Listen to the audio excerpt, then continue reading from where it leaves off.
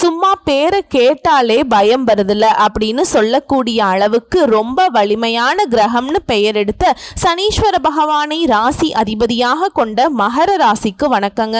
உங்களை பொறுத்த வரைக்கும் தலைப்பை பார்த்திருப்பீங்க.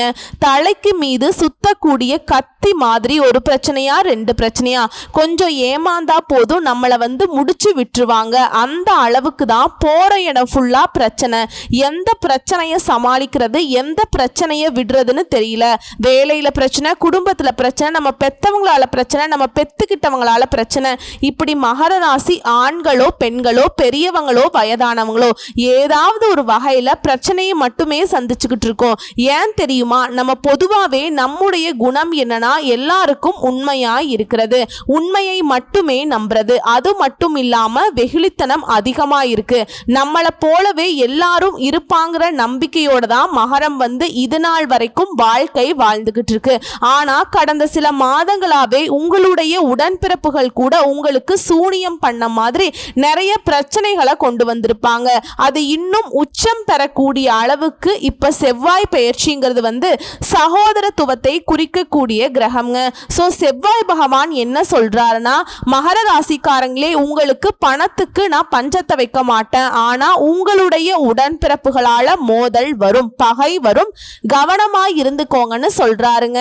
அது எப்படிமா? என் கூட பிறந்தவங்களால என்ன போய் பிரச்சனை வந்துட போகுது, ஏன் ரத்தம் இல்லையா, அப்படி இப்படின்னு பேசினா கடைசியில பிரச்சனை வரப்போ நீங்க தான் தவிப்பீங்க. கூட பிறந்தவங்க தானே கூப்பிட்டுருக்காங்கன்னு போலாம், கூட பிறந்தவங்க தானே அதை வாங்கி கொடுக்கலாம், செய்யலாம், எல்லாத்துக்கும் ஏதாவது ஒரு வகையில முன்னின்னு பண்ணி கொடுத்துட்டு நிறைய இடங்கள்ல அசிங்கப்பட்டிருப்பீங்க, அவமானப்படுத்தப்பட்டிருப்பீங்க. சொல்ல போனா உங்களை அவங்க கேவலமா தான் பார்ப்பாங்க. நீங்க தான் நினைச்சுப்பீங்க நம்ம கூட பிறந்தவங்க தானே பரவாயில்ல அப்படின்னு. எத்தனை இடங்கள்ல விட்டு கொடுத்து இது நாள் வரைக்கும் கெட்டு போய் தான் உட்கார்ந்துருக்கீங்க. சோ இதுக்கெல்லாம் ஒரு மாற்று மருந்து வேணாமா? கொஞ்சம் விழிப்புணர்வோட தான் இருந்துப்போமே, கொஞ்சம் கவனமா தான் இருந்துப்போமே. இது நாள் வரைக்கும் கண்மூடித்தனமா எல்லாரையும் நம்பிட்டோம், எல்லாருக்கும் எல்லாத்தையும் செஞ்சுட்டோம். ஆனா இனி நீங்க உஷாரா இருந்துட்டா கூட வாழ்க்கைய நல்லபடியா வாழலாங்க. இது போதுமே. எல்லாருக்கும் பதில் சொல்லிக்கிட்டு எதுக்கு? நமக்கு பதில் சொல்றது நமக்காகவா? நம்ம பட்ட கஷ்டங்களுக்காக, மற்றவங்களுக்காக, நம்ம பட்ட கஷ்டம் மற்றவங்களுக்காக நம்ம தூக்கி சுமந்த பாரம். ஸோ அது வேண்டாங்கிற வகையில் செவ்வாய் பகவான் எச்சரிக்கையும் கொடுக்குறாருங்க. அதே நேரத்தில் அதிர்ஷ்டத்தையும் கொடுக்க போறார். அப்படி என்னமா எனக்கு நல்லது நடக்க போகுது, அதை கொஞ்சம் சொல்லு. நீ சொல்றதெல்லாம் வாஸ்தவமா தான் இருக்கு. என் வாழ்க்கையில நிறைய பிரச்சனை தான் இருக்கு. சுத்தி சுத்தி பார்த்தீங்கன்னாக்கா சூனியம் வச்ச மாதிரி தான் என் வாழ்க்கை போயிட்டு இருக்கு. எங்க போறது, எந்த தெய்வத்தை கும்பிடுறதுன்னு கூட தெரியல.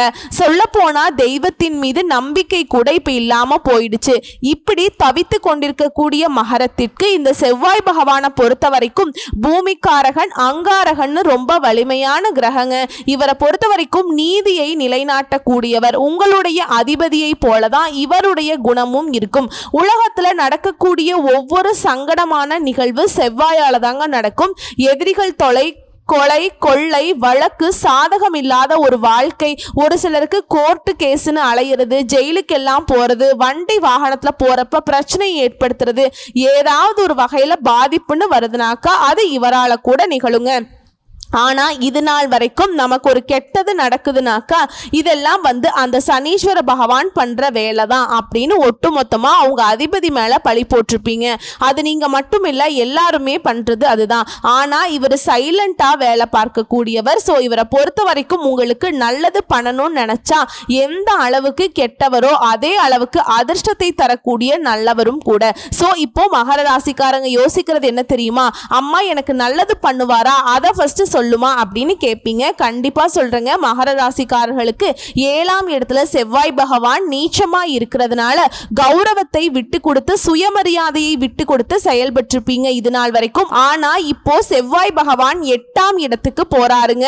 8ஆம் இடம் அப்படிங்கிறது ஒரு விதத்துல நல்ல பலன்களையும் குடும்பம் சார்ந்த விஷயங்கள்ல சில விமர்சனங்களுக்கும் ஆளாகிறதுக்கு வாய்ப்பு இருக்கும். நான் முன்னாடியே சொன்னது தாங்க, நல்லது பண்ணாலும் குடும்பத்துல இருக்கவங்க என்ன எங்களுக்கு நீ நல்லது நல்லது பண்ணமா, நீ நல்லது பண்ணப்பான்னு சொல்றாங்களா? முடிஞ்ச அளவுக்கு குடும்பத்துல இருக்கவங்களே நம்மளை குத்தி காட்டி தான் பேசுறாங்க. பெருசா பண்ணிட்ட, உன்ன மாதிரி எல்லாம் யாரும் உழைக்கலையா, உன்ன மாதிரி எல்லாம் யாரும் கொடுக்கலையா, இந்த மாதிரி கூட பேச்சுக்களை வாங்கி இருப்பீங்க. இருந்தாலும் அது பெருசா உங்களுக்கு பாதிப்பை கொடுக்காது. பேசின வாயெல்லாம் மூடக்கூடிய அளவுக்கு நீங்க நல்லா தான் இருப்பீங்க. இதை தாண்டி கத்தி பேசுறது, சண்டை போடக்கூடிய சூழல் வருங்க. இதை சொல்றேன் இல்லைங்களா, உண்மையை வச்சுட்டு இருக்கோம். சூதுவாது பண்றவங்க எல்லாம் பார்த்தா நைஸா பேசிட்டு இருப்பாங்க. சொல்ல போனா அவங்க பண்ண தப்பெல்லாம் தூக்கி நம்ம மேல போடுவாங்க. அப்ப என்ன பண்ண முடியும்? உண்மை எப்பவுமே வந்து பார்த்தீங்கன்னா கத்தி தான் பேசியே ஆகணும். ஆனா இந்த மகர ராசி அந்த உண்மையை பேசக்கூடிய வகையில மற்ற பொய் பித்தலாட்டம் பேசுறவங்க எல்லாம் இருக்காங்க பாத்தீங்களா, அவங்க எல்லாம் 10 பேர் நிப்பாங்க. நீங்க ஒத்த ஆளா பேசுறப்ப கொஞ்சம் சத்தமா பேசிதான் ஆகணும். ஆனா அதுக்கு எல்லாத்துக்கும் ஒன்றும் பயப்படாதீங்க. எதிரிகளை தும்சம் செய்யக்கூடிய அளவுக்கு வாய்ப்புகள் ஏற்படும். வாய்ப்பு கிடைச்சு நான் வச்சு வாங்கி விட்டுட்டேன் அப்படின்னு நீங்க சொல்லுவீங்க. உங்ககிட்ட வரம்பு மீறி செயல்பட்டவங்களுக்கு தண்டனை கொடுக்கக்கூடிய சூழல் வரப்போகுது. 4ஆம் வீட்டு அதிபதியான செவ்வாய் 7ஆம் இடத்துல சுகஸ்தான அதிபதி நீச்சமாக இருந்ததால் வீடு மனை சார்ந்த விஷயங்கள்ல தோல்வியையும் இழுபறியும் சந்திச்சிருப்பீங்க. அதாவது முன்னாடி இப்போ அந்த செவ்வாய் பகவான் 8ஆம் இடத்துக்கு சென்று 2ஆம் இடத்தை பார்க்கறதுனால குடும்பத்துல இழப்பை பத்தி பேச சில சங்கடங்களை ஏற்படுத்தினாலும் எதிரிகளை பத்தின உண்மை தன்மையை அறிந்து கொள்ள அவங்களை எப்படி கையாளணும், அவங்களை எப்படி வந்து பார்த்தீங்கன்னாக்கா விரட்டி அடிக்கணுங்கிற வித்தையை கத்துப்பீங்க. சோ 8ஆம் இடம் 2ஆம் பார்வை இரண்டுமே மகர ராசிக்காரர்களுக்கு ஒரு விழிப்புணர்வை கொடுக்குங்க, வாய்ப்பை கொடுக்கும். அதே போல லாபஸ்தானத்தை தனது சொந்த வீட்டை செவ்வாய் பார்க்கிறாருங்க. இதனால கஷ்டப்பட்டாவது உங்களுடைய கௌரவத்தை காப்பாற்ற முயற்சி செய்வீங்க. மூத்த உடன்பிறப்புகள் கிட்ட மோதல் போக்கு பகை உண்டாகிறதுக்கு வாய்ப்பு இருக்கு. ஸோ உஷாரா இருந்துக்கோங்க. உடன்பிறப்பு மட்டும்தானா, ஏன் கூட பிறந்தவங்க எல்லாரும் யாரு கிடையாதான்னு சொல்லுவீங்க ஒரு சிலர். ஆனா உடன்பிறப்புகள் போல சித்தப்பா பையன், பெரியப்பா பையன், அக்கா தங்கச்சி, எனக்கு வந்து அவங்க அக்கா முறை வேணும், எனக்கு வந்து தங்கச்சி முறை வேணும், இந்த முறை ரீதியா கூட சொல்றோம் இல்லையா, அவர்களால கூட உங்களுக்கு பிரச்சனை வரதுக்கு வாய்ப்பு இருக்குங்க. ஏன்னா செவ்வாய் பகவானை பொறுத்த வரைக்கும் சகோதரத்துவத்தை குறிக்கக்கூடிய கிரகம். இவர் வந்து பார்த்தீங்கன்னாக்கா சில வாய்ப்புகளை உங்களுக்கு சாதகமா கொடுக்கறப்ப சில விஷயங்களை எச்சரிக்கை கொடுக்கிறாருங்க. அந்த வகையில பண விஷயத்துல உங்களுக்கு பாதகத்தை தராம ஒதுங்கி நின்னாலும் உறவுகள்ல கை வச்சிருக்காருங்க. சோ பார்த்து சூதானமா இருங்க. அதே போல வருமானம் அதிகரிக்கும். சனி உங்க ராசிக்கு 3ஆம் இடத்திலையும் குரு ராசிக்கு 6ஆம் இடத்திலையும் இருக்கிறதுனால வளர்ச்சியையும் தொழில வெற்றியையும் கொடுப்பாங்க. முதலீடுகளுக்கு உண்டான வாய்ப்பை ஏற்படுத்தி கொடுப்பாங்க. இதுல ராசிக்கு 6ஆம் இடத்திலிருந்து 10 மற்றும் 12ஆம் இடங்களை பார்க்கறாருங்க. இதனால முதலீடுகள் மூலம் வருமானம் உண்டாகும். அந்த வருமானத்துல அதிகார வார்த்தைகளை பயன்படுத்தி அந்த பணத்தை பெறுவதற்கான சூழல் உருவாகும்.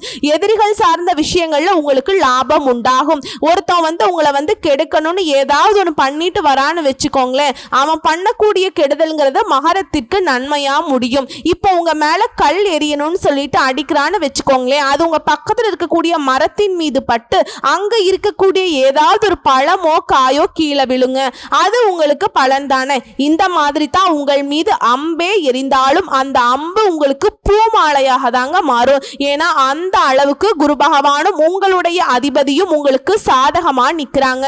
செவ்வாய் பகவான் நல்ல பலன்களை கொடுக்கிறாரா இல்லையோ, சரிங்களா, பணத்தை கொடுக்கிறாருங்க. மற்ற விஷயங்கள்ல எனக்கு தெரியாதுன்னு ஒதுக்கி வைக்கிறாருங்க, கை விரிச்சறாருன்னே வச்சுக்கோங்க. அதை வந்து சரி செய்யக்கூடிய விதத்துல உங்களுடைய அதிபதியும் அதோட குரு பகவானும் பக்க பலமா நிக்கிறாங்க.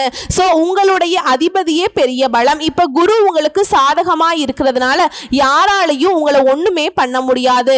யாரெல்லாம் உங்களை வந்து துச்சமா நினைச்சாங்களோ, தூக்கி எறிஞ்சாங்களோ, உங்களுக்கு கஷ்டம் மேல கஷ்டங்களை கொடுத்தாங்களோ, பகைமை பாராட்டினாங்களோ, அவங்களுக்கெல்லாம் பதில் கொடுக்கக்கூடிய வகையில வாய்ப்புகள் அமையும். இப்பதான் மனசுல இருக்க பாரமே குறைஞ்சது அப்படிங்கிற அளவுக்கு நீங்க உங்களுடைய மன பாரங்களை இறக்கி வைக்க வாய்ப்பு கொடுக்கறாங்க, பயன்படுத்திக்கோங்க.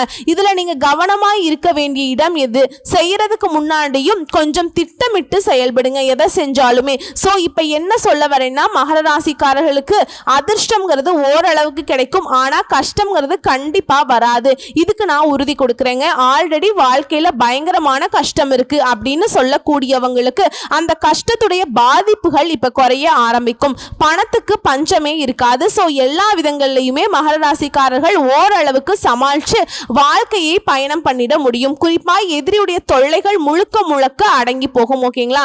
இப்போ உத்தியோக பணியில் இருக்கீங்க, தொழில் பண்றீங்க, ஏதோ ஒரு வியாபாரம் பண்றீங்க, இல்ல கூலி வேலைக்கு போறீங்க, எந்த தொழில் செய்தாலும் சரி மகர ராசிக்காரர்களுக்கு 6 வயதிலிருந்து 60 வயது வரைக்கும் இல்ல அதுக்கு மேற்பட்ட வயதிலையுமே கூட இத்தனை மாதங்களா இத்தனை நாட்களா பட்ட கஷ்டங்கள் மாதிரி அடுத்து வரக்கூடிய 45 நாட்கள் ஜூன் மாதம் 6ஆம் தேதியிலிருந்து ஜூலை மாதம் 28ஆம் தேதி வரைக்கும் செவ்வாய் பகவானுடைய அந்த சிம்ம ராசி பயணம்ங்கிறது நம்முடைய மகர ராசிக்காரர்களுக்கு ஒரு சில நேரங்கள்ல அதிர்ஷ்ட வாய்ப்புகளை கொடுக்கும், ஒரு சில நேரங்கள்ல அமைதியை காக்கும். சரிங்களா? இது எப்படி கையாளணுங்கிற முறையில தான் மகரத்தினுடைய வாழ்க்கை இருக்கு. இப்ப தெரிஞ்சுக்கிட்டீங்களா? சூழ்ச்சி யார் பண்ண போறாங்க, எல்லாரையும் நம்பினதை விட்டுட்டீங்க அப்படின்னாவே நிறைய இடங்கள்ல இருக்கக்கூடிய அந்த எதிரி தன்மையை நீங்க கண்டுபிடிச்சிட முடியும். நல்லவங்க மாதிரியே பேசி இருப்பாங்க, அவங்கள ஈஸியா நம்பி இருப்பீங்க. ஆனா ஏன் இவங்க நல்ல விதமா பேசுறாங்க அதையும் கொஞ்சம் யோசிக்கலாங்க. இவங்க முன்னாடி இருந்தே நல்லவங்க தானா, இவங்க நமக்கு நல்லது செய்யறவங்க தானா, அந்த மாதிரி யோசிக்க ஆரம்பிச்சிட்டாவே மகர ராசி உறவுகளால தான் அதிக அளவுல பாதிக்கப்பட்டிருப்பீங்க. ஸோ அதவே சரி பண்ணிட்டோம் அப்படின்னாக்கா பெருசா எந்த ஒரு வகையிலுமே உங்களுக்கு வாழ்க்கைங்கிறது பாதிப்பை கொடுக்காது. நம்ம பாட்டுக்கு பயணம் பண்ணிட்டே போலாங்க, நம்ம முயற்சிக்கு தகுந்த மாதிரி உயர்வை பார்த்துக்கிட்டே போலாம். ஓகேங்களா? சோ ஒட்டுமொத்தமா மகரத்திற்கு செவ்வாய் பயிற்சிங்கிறது ஓரளவுக்கு தான் சாதகங்க. 100% சாதகமா இருக்கு. மீதி இருக்கக்கூடிய 30% அப்படிங்கிறது நீங்க திட்டமிட்டு செயல்படுத்தக்கூடிய வகையில இதோட இப்போ இந்த ஒரு சில விஷயங்கள் நமக்கு சாதகமா இருக்கு இல்லையா, அதை நம்ம கரெக்டா பயன்படுத்திக்கணுங்க. அந்த பயனால கிடைக்கக்கூடிய பலன்கள் அப்படிங்கிறது நிலைச்சிருக்கணும்னா நீங்க செய்ய வேண்டிய ஆலய வழிபாடு திருச்செந்தூர் முருகப்பெருமான அணு தினமும் வழிபாடு செய்ய ஓரளவுக்கு வெற்றிகள் கிடைக்கும். அணு தினமும் முடியாத பட்சத்துல செவ்வாய்க்கிழமைகள்ல செவ்வரளி மாலை இட்டுங்க. சிவப்பு அதாவது சிறப்பு நிற பூக்கள் அப்படின்னாவே முருகப்பெருமானுக்கு ரொம்ப பிடிக்குங்க. சோ அந்த மலர்களால அர்ச்சனை செய்து அவருக்கு ரொம்ப பிடிச்ச எலுமிச்சை சாதம் இதை நைவேத்தியமாக வைத்து படைத்து அதை அங்க பிரசாதமா கொடுங்க. கோயில்ல அதன் காரணமா உங்களுக்கு அந்த வெற்றிவேல் முருகனுடைய பரிபூரண அருள் கிடைக்கும். வேலுண்டு வினையில்லை, மயிலுண்டு பயமில்லை, கந்த கடவுள் இருக்க, கருணை மூர்த்தி இருக்க, கண் கலங்கி நிற்கக்கூடிய மகரத்திற்கு காத்துக்கிட்டு இருக்குங்க ஒரு இனிய வாழ்க்கை. முருகனை கெட்டியா பிடிச்சுக்கோங்க. அனுதினமும் முருகா முருகா என்று மனமுருகி வேண்ட யாமிருக்க பயம்னு சொல்லிட்டு ஓடோடி உங்களை கை கொடுத்து காத்தருள்வாங்க. வாழ்த்துக்கள். வரக்கூடிய வாய்ப்புகளை கரெக்டா பயன்படுத்திக்கோங்க. நன்றி, வணக்கம்.